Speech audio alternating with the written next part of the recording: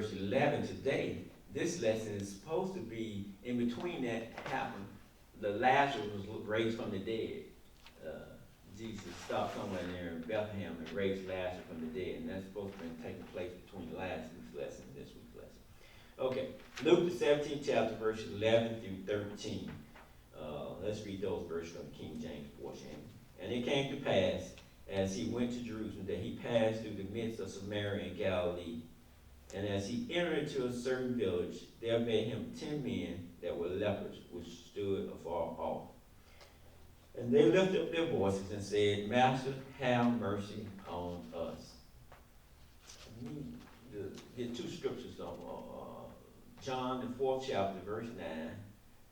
Somebody, Tiff, can you get that one? John the 4th chapter, verse 9.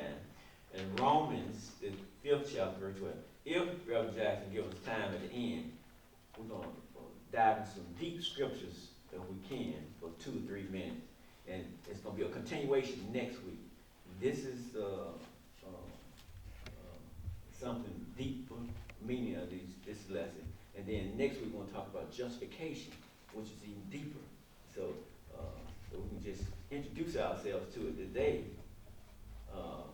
Talking about how Jesus intercedes and how we're free and how we no longer in bondage and how we're no longer in sin. Then next week we get into justification. And so I've been made right, man. Huh? I've been made right. You've been made right. And you know, I was going as well. This church on Super Parkway, it says Ephesians. Yeah. Lord have mercy. There might be some preaching going on with that church. Better be. Because you got a name like Ephesians outside the door. You got to be teaching. Yes, right.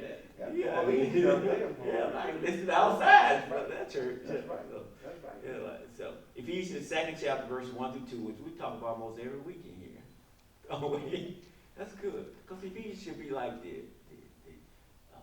It's the roadmap of yeah, Christian. right. There you It's the go. roadmap There of you Christian. go. Yeah.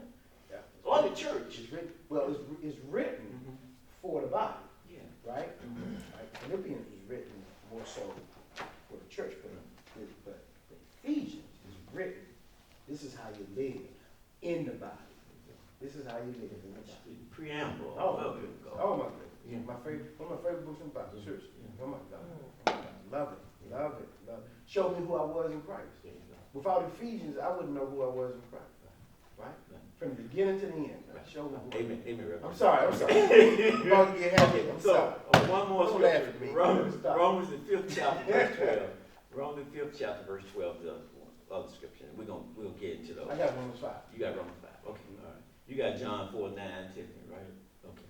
And then we'll get Ephesians 1 to 2. Okay, so we read the scriptures. Do I need to read them again? No. Okay, all right, okay. So what's happening here? What's taking place here? What's going on here? And it came to pass, as he went to Jerusalem, he passed through the midst of Samaria and Galilee. See, he didn't avoid that town. He came through the midst of Samaria and Galilee. What's significant about Samaria or Samaritans? Half-breed. That's what they call them. That's what they were. That's what they call it, half-breed. Half-breed. They were a mixture by race and by religion. They mixed. They half-breeds. They were part Israelites, Hebrews, but mixed with Right. other stuff. Yeah. So, Thank So, my nephew. yeah. I was waiting for my nephew. How you doing, man? Brother Antonio. Ain't telling you. I got it. Good job. Good job. Thought about you all week. So the Samaritans was half-breeds, and so keep that in mind as we go through a lesson. And so here Jesus was coming through, and he entered a city, a village there, and met the 10 lepers, which stood afar off. And we know they stood afar off because why? They lepers. They lepers. And Lepers. Yeah, unclean. Yeah. Right. Yeah. Can you imagine that? Well, lepers are, I'm guessing now, you know, the lepers are kind of like people used to view people with AIDS a long time Sure. ago. Yeah. Well, people would feel like as though they were contagious. Right. Leprosy are these big boils that develop under the skin, subcutaneous boils that had lots of pus in it, and It would disfigure your face and disfigure, actually parts of your body could fall off. Your body just began to decay, and you were considered accursed, right? They had colonies of individuals, lepers. They lived together, lived outside the gate most often, right? And they only had each other to commune with. It's kind of wild, man. That's exactly what. Think through it, man. Think through it, right? They we were have modern day outcasts. lepers. They were outcasts. We have modern day leprosy today, and it has nothing to do with the skin. with the skin disease. It can Skin deal color. with your color. It can deal with your economy, Right. right? Your social grouping, Status. right? Your status, classification. Whole lot of ways people can be lepers, right? But I love the text says he walked in the midst. Right. He walked between Right. Jerusalem Right. and He Samaria. didn't avoid like that. Boy. He came right on in. Right in the middle. Right Walk on in. right in the middle. Sometimes we call the walk Mhm. on the in between what's considered a good place to be, and sometimes a suspect place to be. But you got to be able to be in the world, but not of the world. Amen. Right? Go ahead, brother. Go ahead. Amen. Okay. Go ahead, brother. So here Jesus is, and lepers were doing their job. They were legally required to be, outcasts and put out in the pasture sort of, and out there, and they only had each other to deal with. That's all. Wonder how they got fed and clothed and stuff. Go ahead. So their family members had to kind of support them and stuff. You sick, I bring you something, I bring you food. We take turns. Now, how they bring it to him, Brother Z? What was the distance that they had to stay between leper and whatnot? 50 yards. Yeah, about 50, 100 yards. They couldn't get close, and they knew the rules themselves. The lepers knew the rules themselves. They knew the law, and they knew that they couldn't. And then if somebody who was, came even closer, What they say? they had to shout, Unclean. unclean. You gotta let them know. Can you imagine that? Yeah. Can you Say imagine unclean of a clean individual. So it's telling Yeah, other you tell person, people, yeah, I'm unclean. clean, and they not clean. Yeah, Right. I'm unclean. yeah, but I'm clean. That's what you have to tell people. That's tell people, yeah. I'm unclean. I'm fit. Of a I'm clean- filthy. I'm dirty. I am not fit to be around. Right? Can you imagine that? You are the messenger of your own isolation. You the messenger. Yeah, of you your gotta own. deliver. You gotta deliver that. You got to deliver the message of your own isolation. How about that? I like that. You feel what I'm saying? Yeah. Yeah. I can't walk around and tell. You feel? You think me? I can walk around. Like today, people walk around sick all the time. They walk around, got stuff all the Yeah. time, right? Communicable stuff. Could be, right? They walk around all the time. Yeah. They don't have to yell out and say, Yeah.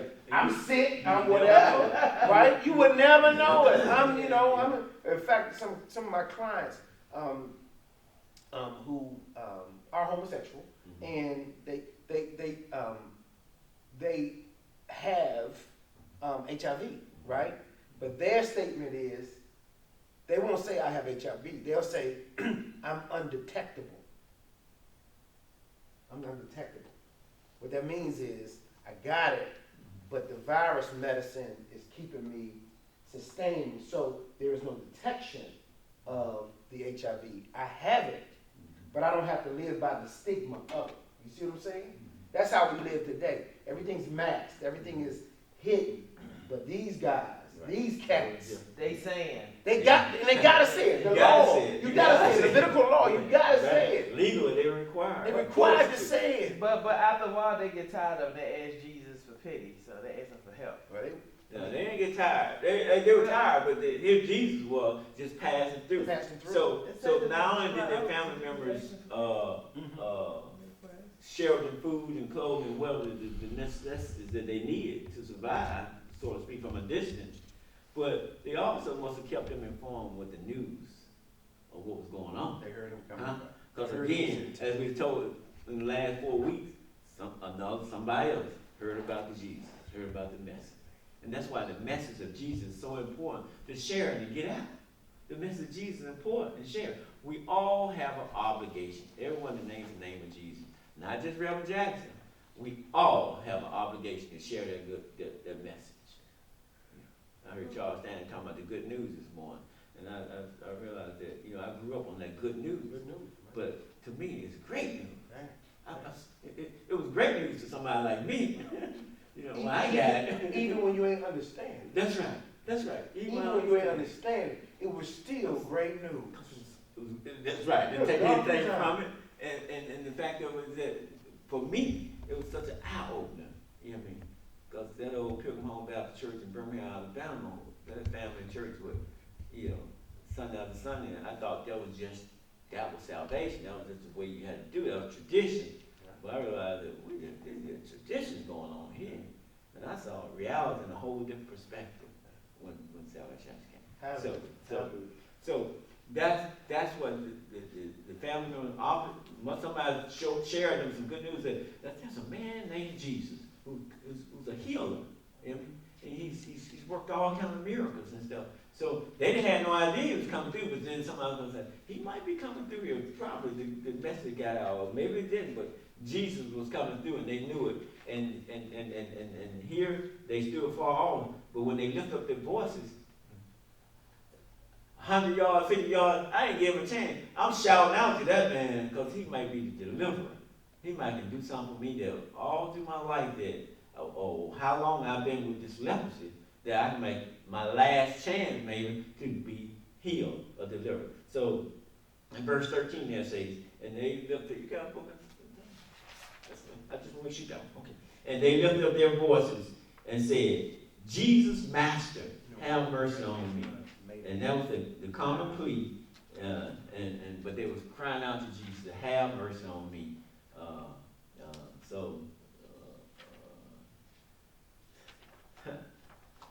They probably felt pretty good. The chances was pretty good with Jesus versus where they had been in that circumstance and where they are. And so are we, right, Tiffany, when that test comes? So are we, especially at Madison, so are we, you know, crying out to Jesus, have mercy on us. So, anything else in those first three verses that we missed out on? Brazil. In the NIV, it's pretty clear. I saw that last night. I thought they did a pretty good job. You don't pay attention, you know, they did a pretty good job. That last